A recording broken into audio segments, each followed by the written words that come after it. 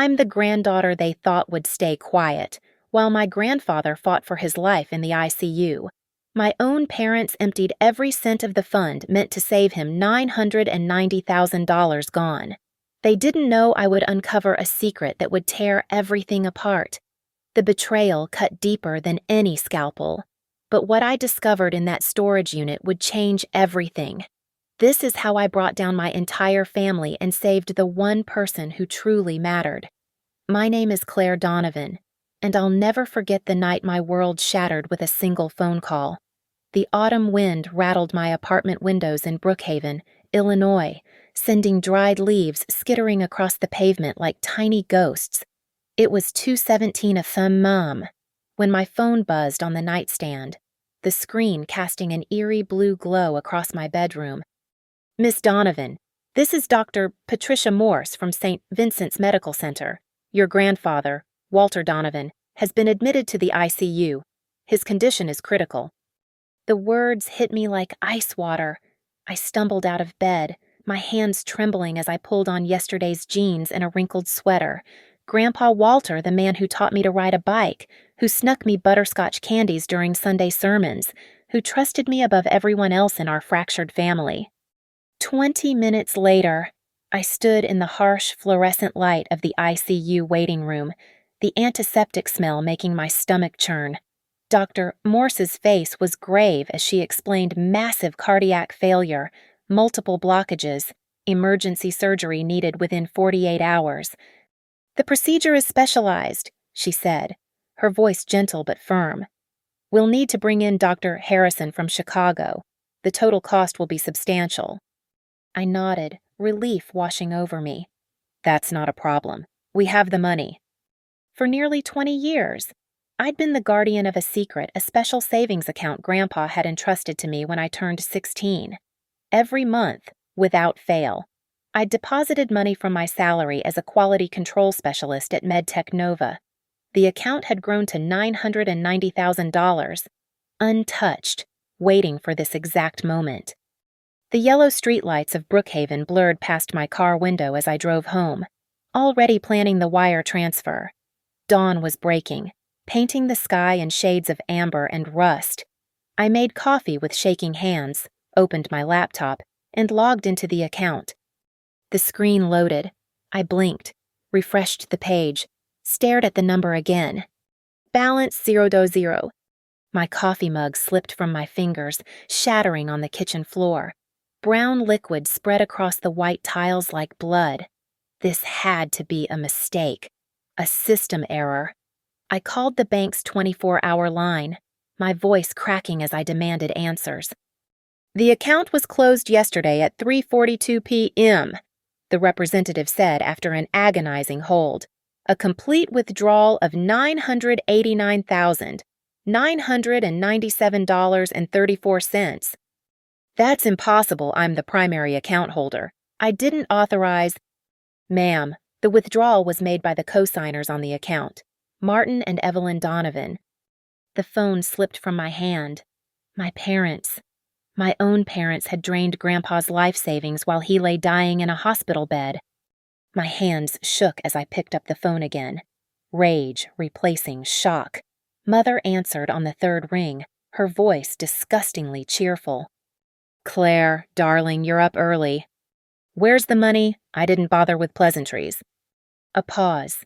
Then, with chilling indifference, "We needed it for something more important than prolonging the inevitable." "More important, he's dying." "We all die eventually," she said, as if discussing the weather. "Your father and I have plans for that money. Real estate investments. Sophie's new business venture."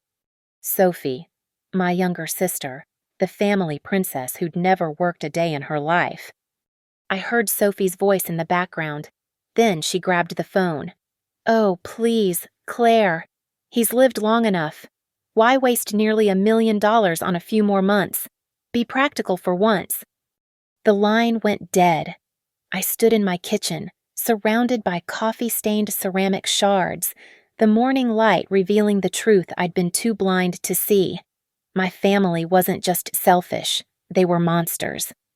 I grabbed my car keys, fury propelling me toward my parents' house. They'd stolen from a dying man.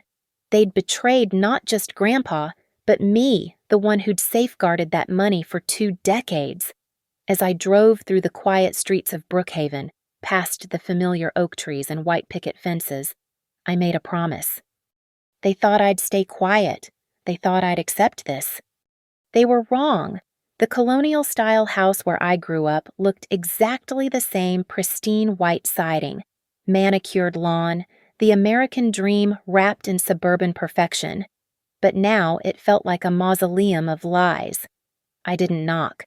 My key still worked, a detail they'd overlooked in their meticulous theft.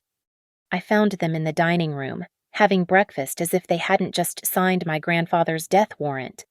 Mother sat at the head of the table in her silk robe, delicately cutting a grapefruit. Father read his iPad, probably checking stock prices. Sophie lounged in yoga pants, scrolling through her phone. "How dare you!" I said, my voice cutting through their domestic tableau. Mother didn't even look up. "Claire, really? Such dramatics before coffee." "You stole $990,000. Grandpa's surgery money." Father finally glanced at me over his reading glasses. "Stole is a strong word. We're co-signers. It was perfectly legal." Legal. I slammed my hands on the table, making the china rattle. That money was for his heart surgery. Sophie laughed. Actually laughed. "God, you're so naive. Do you know what we can do with that money? I'm launching my wellness brand. Daddy's investing in cryptocurrency. Mom's getting that vacation home in Aspen she's always wanted." "While your grandfather dies?" "He's 87, Mother said, finally meeting my eyes. Her gaze was cold, reptilian. "His quality of life is already gone. Why throw money at a lost cause?" I thought of Grandpa in that hospital bed, trusting me to take care of him.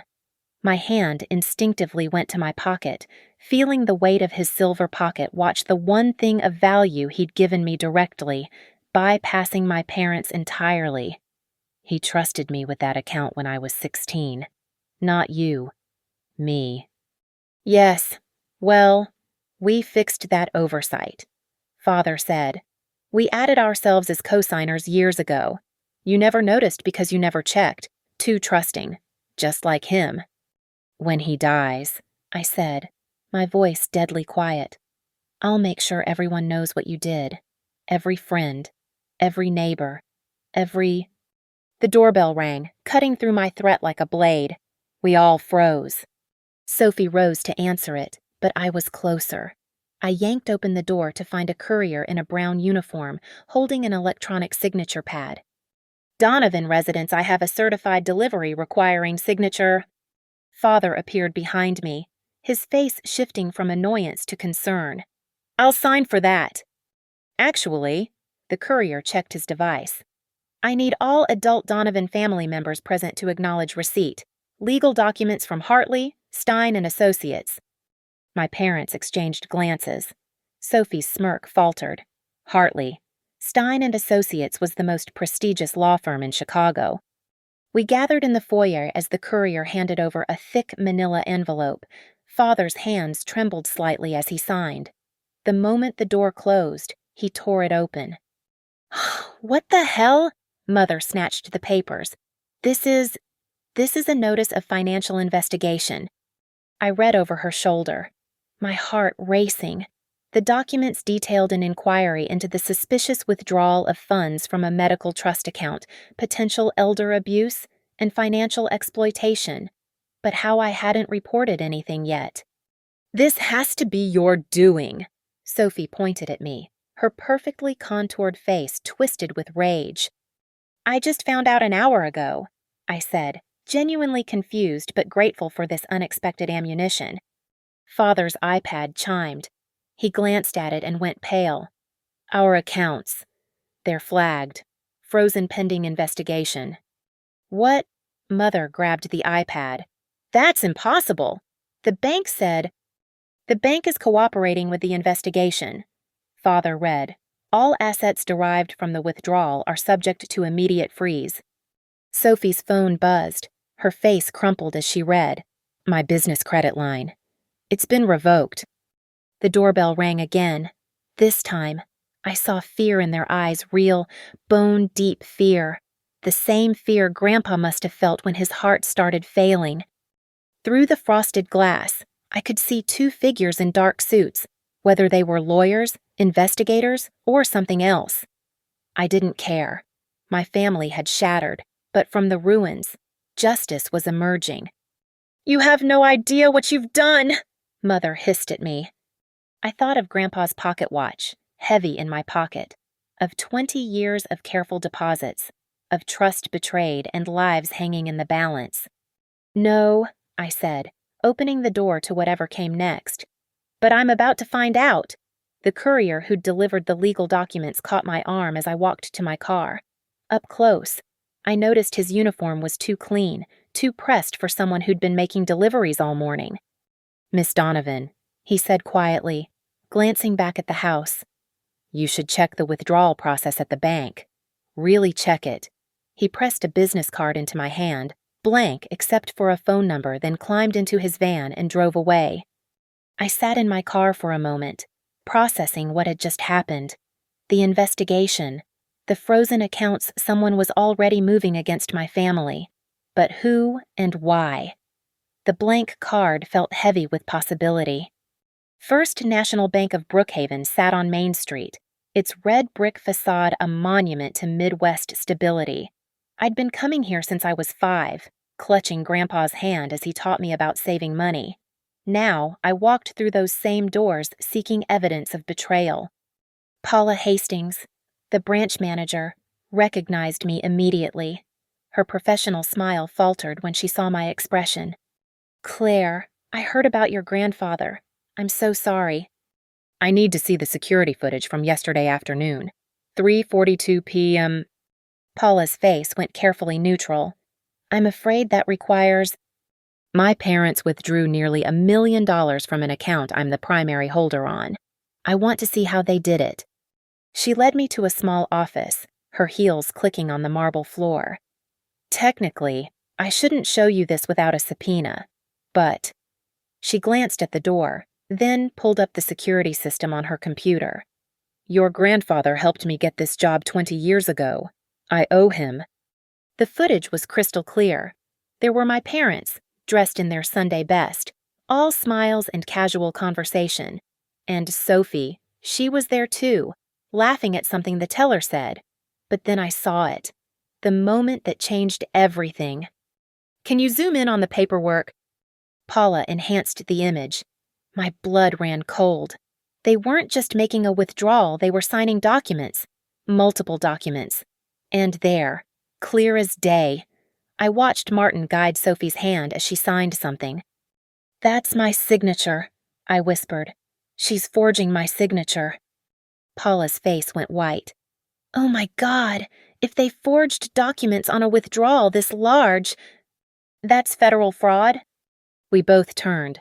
A young bank employee stood in the doorway, name tag reading Kevin. He couldn't have been more than 22, all gangly limbs and nervous energy. "Kevin, this is a private—" Paula started. "I know, Ms. Hastings, but I was the one who processed the preliminary paperwork. Something felt wrong, so I made copies." He pulled out his phone, hands shaking. "I also recorded the whole interaction. I know I'm not supposed to, but Mr. Donovan, your grandfather, he helped my mom keep her house when my dad died. I couldn't just—" The video on his phone was even more damning. Clear audio of my father saying, "Claire's traveling for work. She signed these yesterday." Sophie giggling as she practiced my signature on scratch paper.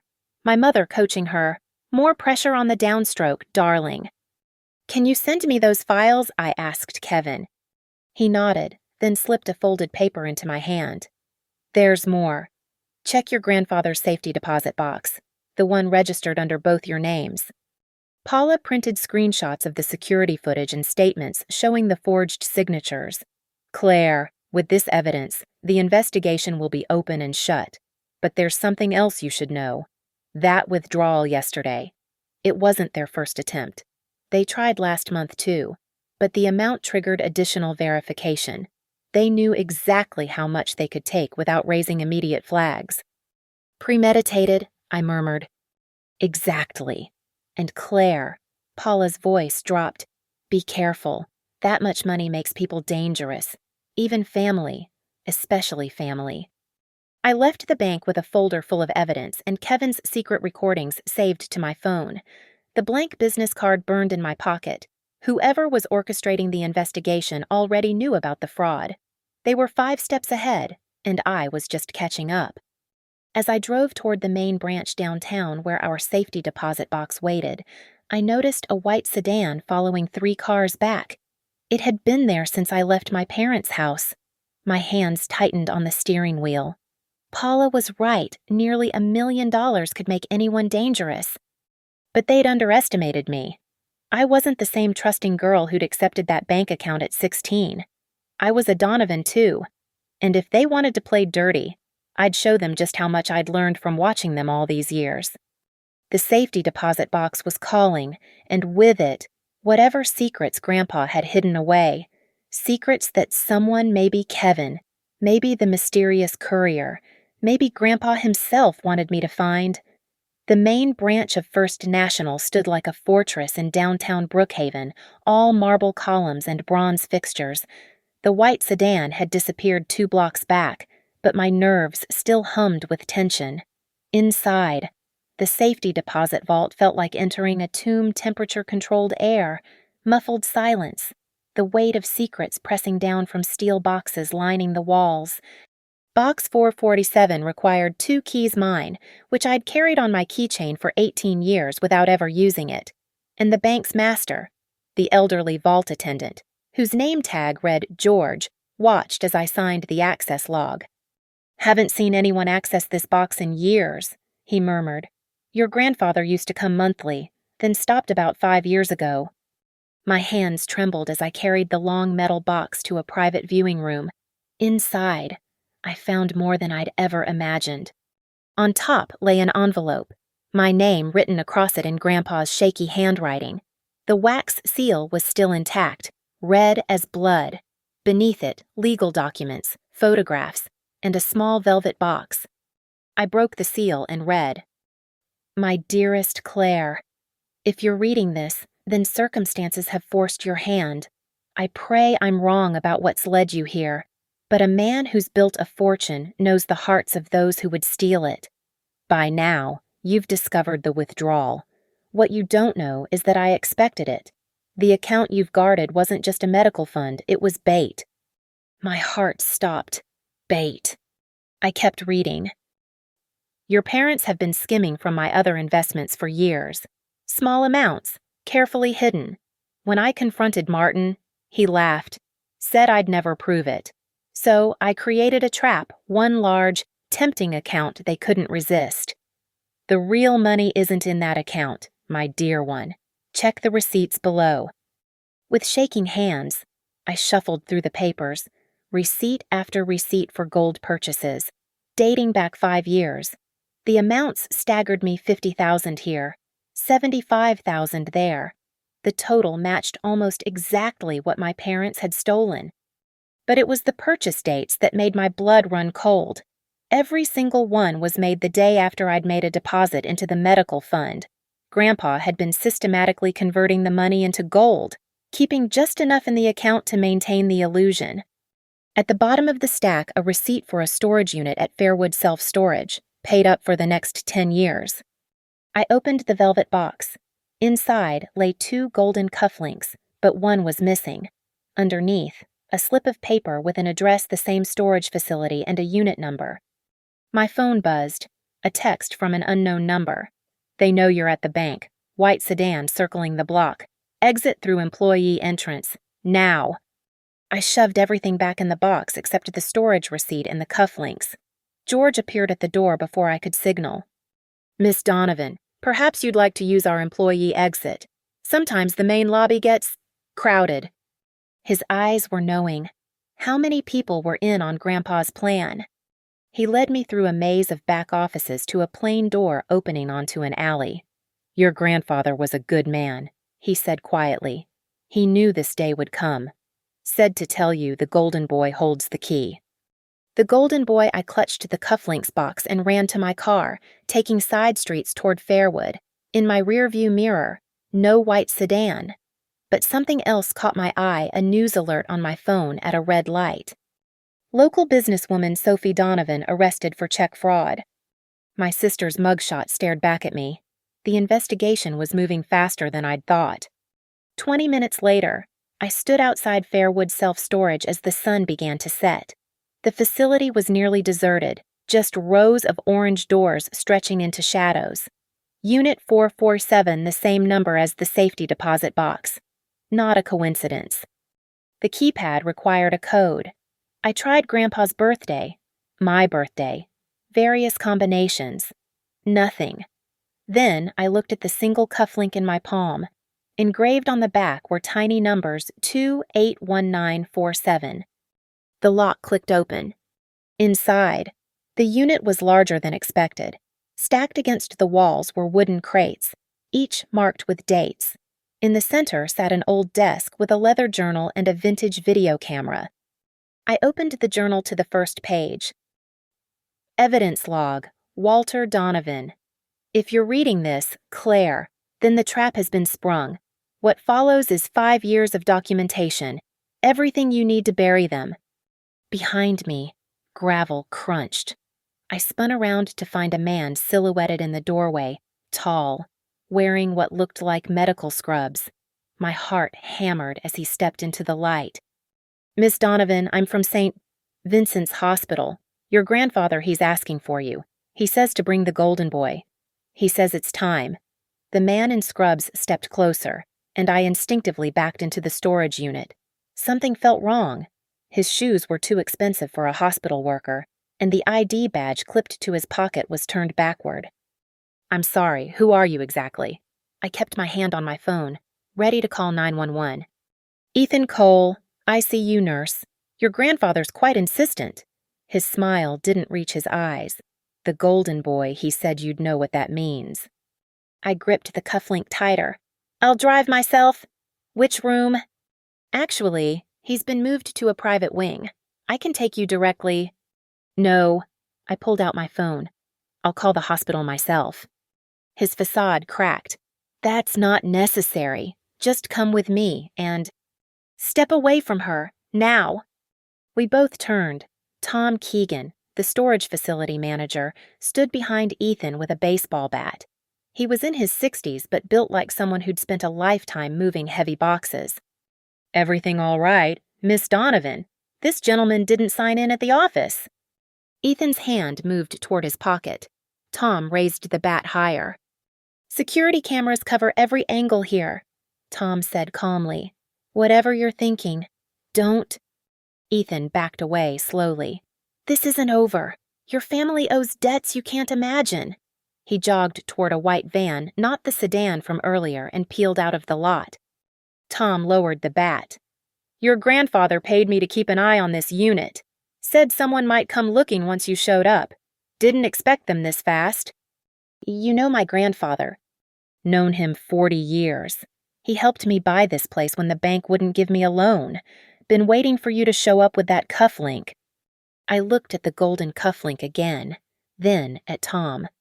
The golden boy. He smiled. That's what Walter called his escape plan. Come on, let me show you something. Tom led me deeper into the unit, past the crates to a hidden panel in the back wall. Behind it was a small safe containing a memory card and a flip phone. Walter said when you found this, I should tell you the whole truth. That man who just left, he's been sniffing around the hospital for months. Your parents aren't the only ones after your grandfather's money. I inserted the memory card into the old video camera on the desk. The screen flickered to life, showing grainy footage of what looked like a hospital room. But it wasn't Grandpa in the bed. It was another elderly man. And there, clear as day, were my father and Ethan Cole discussing something over the patient. Turn up the volume, Tom suggested. My father's voice crackled through the old speakers. Standard fee for the referral. Once the surgery's approved, you get your cut. And if the family asks questions, Ethan's voice? They won't. We've done this 3 times already. These old people, they're gold mines if you know how to work the system. My stomach turned. They're scamming dying patients. Worse, Tom said grimly. Keep watching. The timestamp jumped forward. Same room. But now Sophie was there too, charming the elderly man while Ethan adjusted his IV. The old man's eyes fluttered closed. Increased morphine, Ethan said. He'll sign anything now. The video cut to black, then showed a document being signed by a shaky hand. Power of attorney, medical decisions, asset transfers. Your grandfather's private investigator filmed this 2 months ago, Tom explained. That patient died 3 days after signing everything over. Official cause was heart failure. But Grandpa knew they'd come for him next. The pieces clicked together. The account, the fraud he wanted them to expose themselves. He knew I'd investigate. Find this. Smart man, but Claire, there's more. Tom pulled out a manila folder from behind the safe. Inside were shipping manifests, medical supply invoices, and photographs of Ethan with other people in medical scrubs loading unmarked containers. What is this? Your grandfather thought it was organ trafficking, using the hospital as cover. Those containers, they match the ones going to private clinics overseas. My phone rang the hospital's main number. This time, legitimate. Miss Donovan, this is Dr. Morse. Your grandfather's condition has stabilized, but he's asking for you urgently. He keeps saying, the golden boy, and won't calm down until you arrive. Is there a nurse named Ethan Cole on duty? A pause. Ethan, yes, but he's not assigned to your grandfather. Why do you? Don't let him near my grandfather. I'm on my way with evidence of criminal activity. Alert security. I grabbed the memory card, the flip phone, and the folder. Tom handed me a small recorder. Walter's insurance policy. Every conversation in this unit is recorded, including the one we just had with our friend Ethan. As I rushed to my car, I realized Grandpa's trap hadn't just caught my parents. It had exposed something much darker, and now I was the only one who could stop it. The Golden Boy. Grandpa's name for his plan wasn't just about the money. It was about justice, and I was going to deliver it. The ICU at St. Vincent's Medical Center buzzed with controlled chaos. I pushed through the security doors, my heart racing as I scanned for threats. The evidence weighed heavy in my bag, Grandpa's life insurance and his final trap. Dr. Morse met me at the nurse's station, her face etched with concern. Claire, thank God. Your grandfather's been extremely agitated. He keeps trying to write something, but his hands... Where's Ethan Cole? Security is looking for him. He clocked in for his shift but disappeared about 30 minutes ago. She lowered her voice. What's going on? I need to see the ICU shift supervisor. Now. Marjorie Hendricks, the night shift supervisor, was a woman who looked like she'd seen everything in her 30 years of nursing. Her steel gray hair was pulled back severely, and her eyes missed nothing. You're Walter's granddaughter, she said. It wasn't a question. He told me you'd come asking questions. You know what's happening here. She glanced around, then pulled me into a supply closet. I've had suspicions for months. Patients signing documents they shouldn't. Unusual medicine dosages. Families complaining about missing items after their loved ones pass. But Ethan, he's careful. Connected. Connected to who? That's what I've been trying to figure out. But Claire, there's something you need to know. Your grandfather. He's been documenting everything from his bed. The man's sharper than anyone gives him credit for. She led me to Grandpa's room. He looked so small among the machines, but his eyes were alert, burning with purpose. When he saw me, his hand moved frantically. The Golden Boy, he whispered, his voice barely audible around the oxygen mask. I pulled out the cufflink, and his eyes lit up. He pointed to his bedside table, where his reading glasses sat. But something was off. These weren't his usual glasses. These aren't yours, I said. He nodded vigorously, then mouthed, camera. Marjorie inhaled sharply. Walter, you didn't. I examined the glasses closely. Tiny, almost invisible a camera lens in the frame. How long? I asked. He held up 3 fingers. 3 weeks. He'd been recording everything from his bed for 3 weeks. The memory card. He pointed to the glasses case. Inside, tucked beneath the cleaning cloth, was a micro SD card. I'll check the hallway, Marjorie said, slipping out. I pulled out my phone and inserted the card using an adapter I always carried for work. The first video loaded grainy but clear enough.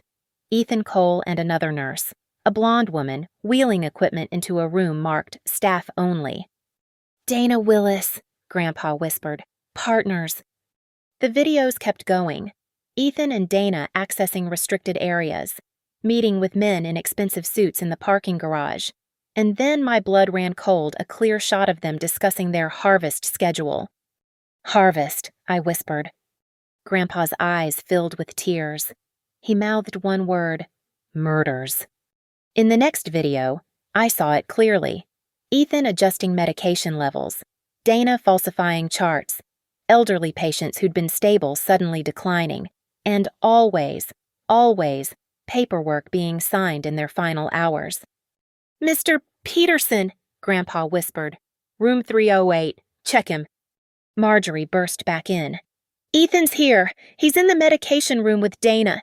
They're preparing something. I thought fast.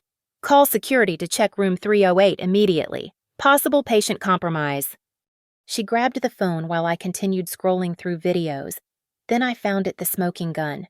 A conversation between Ethan, Dana, and a man in a $1,000 suit. The Donovan family payment cleared. The suit said, once the old man signs, we can proceed with the harvest. His kidney and liver are already matched to buyers in Prague. My hands shook. My parents hadn't just stolen money, they'd sold Grandpa to organ traffickers. Security's on the way, Marjorie said. But Claire, they can't hold them without proper evidence. Hospital politics. Then we give them more than evidence. I pulled out the flip phone Tom had given me. One number was programmed in. Detective Harper, I said when a gruff voice answered. Tom Keegan said you'd be expecting my call. I'm at St. Vincent's Hospital with evidence of an organ trafficking ring. The suspects are currently in the building. Claire Donovan. Your grandfather said you'd be in touch. We're already en route. Stall them if you can, but don't engage directly. Through the glass door, I saw Ethan approaching with a syringe. Dana followed, checking her watch. He's coming, I whispered. Grandpa's monitor began beeping not erratically, but in a pattern, Morse code. He was triggering it himself. Marjorie understood immediately. Code blue, she shouted, rushing out. I need all available staff to room 314 immediately. The hallway flooded with personnel. Ethan and Dana were swept up in the chaos, unable to reach our room. I saw frustration flash across Ethan's face as he was pulled toward the fake emergency. Brilliant, I breathed. Grandpa winked. Detective Luke Harper turned out to be nothing like I'd expected. 6'4", built like a linebacker, but with intelligent eyes that took in every detail of the ICU. He arrived with 3 uniformed officers and a woman in a FBI windbreaker. Agent Sarah Chen from the Medical Fraud Division, she introduced herself. We've been tracking this network for 18 months. Your grandfather's evidence might be the break we needed. I handed over the memory cards, the documents, everything. Harper reviewed the footage on a tablet while Agent Chen coordinated with hospital security. This is extensive, Harper murmured. Your grandfather ran his own investigation from a hospital bed. He's always been thorough, I said, watching Grandpa rest. The fake code blue had exhausted him, but his eyes remained alert. We need more than videos, Agent Chen said. We need them in the act. Claire, are you willing to wear a wire? A wire? Harper pulled out what looked like a regular pen. Camera and audio. Clip it to your shirt. We need you to get them talking. The shift change is at 2:17 Marjorie offered. That's when they usually make their moves. Fewer witnesses. I looked at the clock, 1:45 32 minutes. What do I do? Be visible, Harper instructed. Let them see you're alone with your grandfather. If our intel is right, they'll try to finish what they started. We'll be watching from the security office. Agent Chen added, whatever happens, don't try to be a hero. We just need probable cause to search their lockers and homes.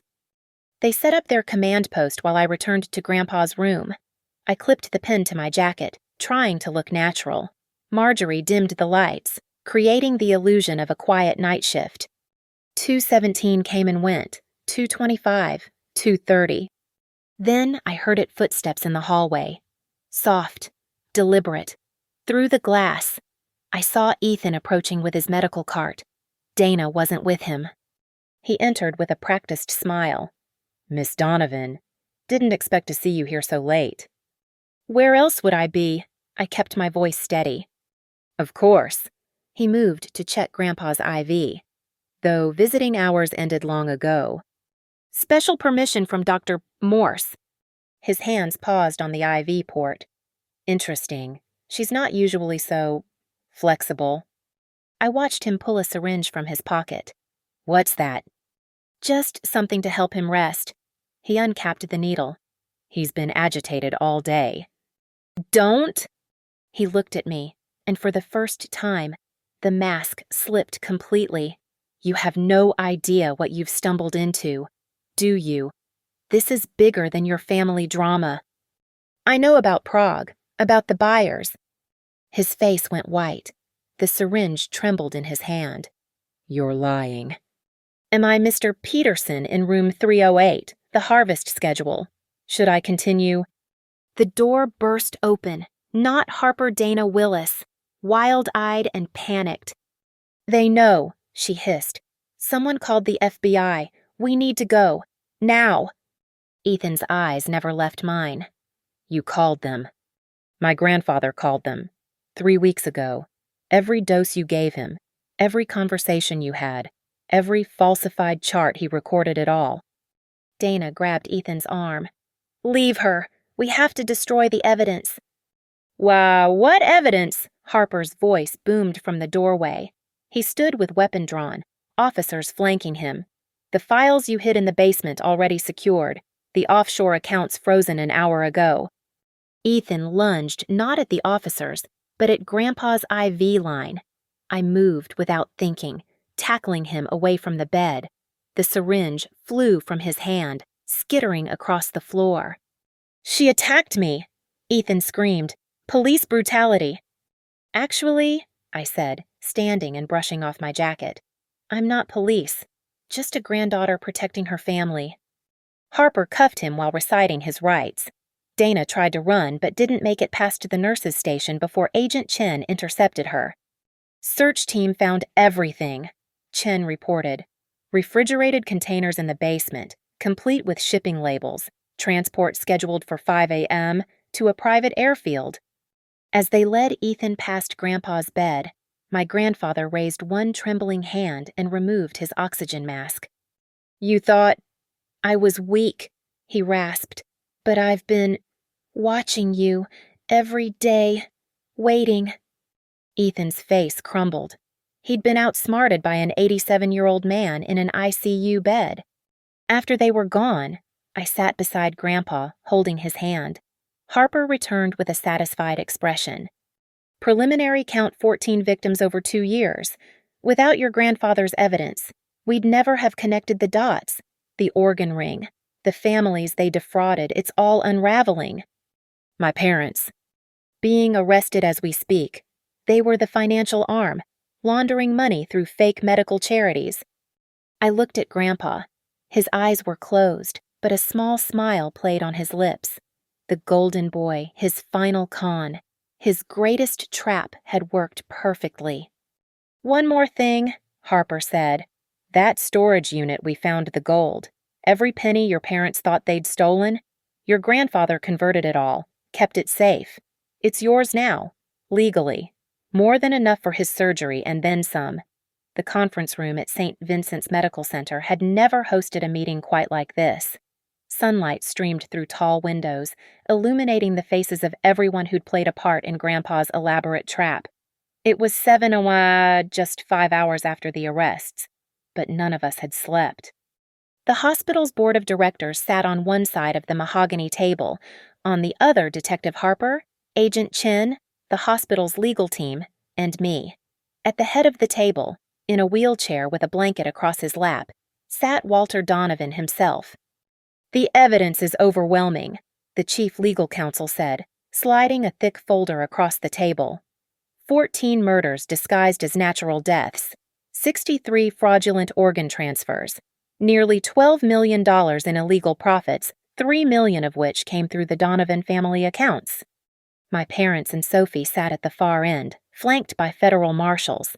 They'd been brought from holding for this emergency session. Mother's perfect makeup was smeared. Father's suit was wrinkled. Sophie looked like a deflated balloon, all her arrogance gone. "Furthermore," Agent Chin added, "the investigation has revealed that Martin and Evelyn Donovan initiated contact with the organ trafficking ring. They didn't just steal from the medical fund, they actively tried to sell Walter Donovan's organs while he was still alive." Gasps rippled through the room. Even I hadn't known that detail. The board's chairman, Dr. Marcus Webb, turned to my family. "Your actions have irreparably damaged this institution's reputation. However, Mr. Walter Donovan has proposed a resolution." Grandpa cleared his throat, his voice stronger than it had been in days. "I want full restitution. Every penny returned. The gold in storage covers my medical costs.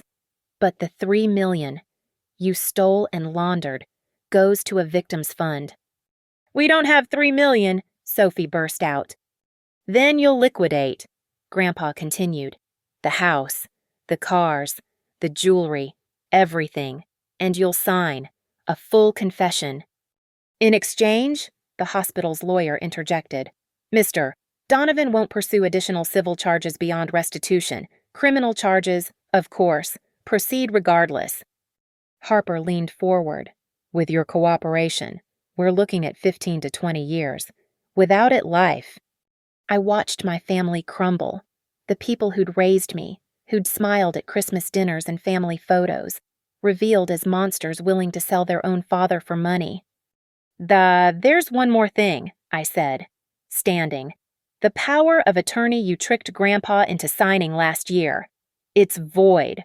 Forged witness signatures. Kevin from the bank confirmed it, which means every financial decision you've made in his name is fraud." Mother's face went gray. "Claire, please." "Please what?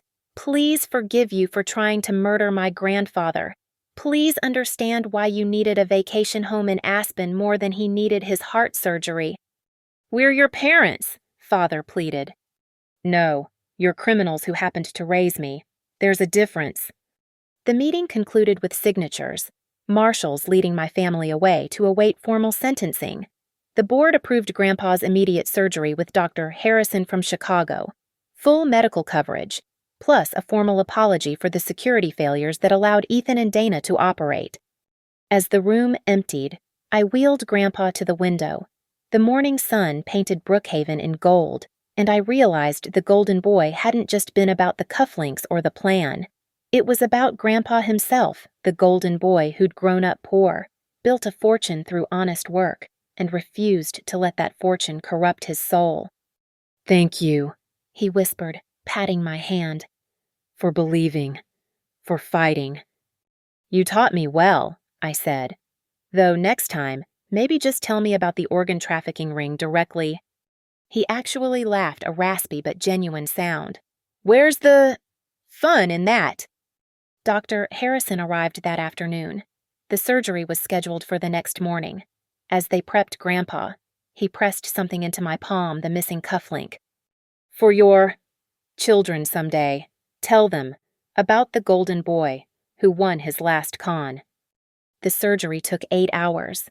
I waited with Marjorie, Tom Keegan, and even Kevin from the bank. When Dr. Harrison finally emerged, exhausted but smiling, we all held our breath. "He's going to be fine, stronger than men half his age." 6 months later, I stood in the same hospital conference room, now transformed into a celebration hall. Grandpa, fully recovered, was cutting the ribbon on the Walter Donovan Center for Elder Protection funded by the seized assets from the organ trafficking ring. My parents were serving 18 years each. Sophie got 12. The Donovan family fortune, built on trust and destroyed by greed, was now protecting the vulnerable instead of exploiting them. As Grandpa gave his speech, still wearing those golden cufflinks, he winked at me. The ultimate con man had pulled his final job not for money, but for justice, and I'd been his perfect accomplice. The golden boy had won indeed. Thank you so much for listening to this story. I'd love to know where in the world you're tuning in from. Drop a comment below and let's connect. If this tale of family betrayal and ultimate justice moved you, please subscribe to the channel and share your thoughts. What would you have done in Claire's position? Your stories and perspectives make our community richer. Until next time, stay vigilant and protect those you love.